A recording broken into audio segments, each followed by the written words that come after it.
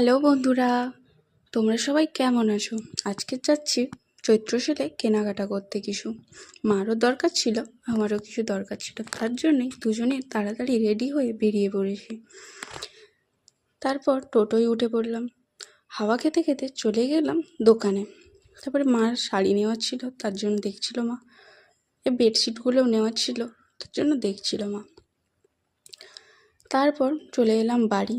তারপর তোমাদের সঙ্গে শেয়ার করার জন্য তাড়াতাড়ি বসে গেছি কি কি আমরা কিনলাম। মা দুটো শাড়ি নিয়েছে, এই দুটো কেমন হয়েছে তোমরা সবাই কমেন্টে জানিও প্লিজ। তারপর মা এই বেডশিটগুলোও নিয়েছিল, কোনটা কেমন লাগছে জানিও তোমরা।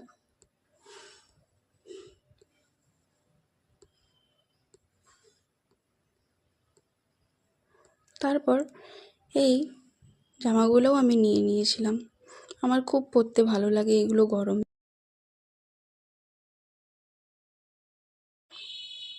ব্যাস আজকের মতো এইটুকুই, টাটা।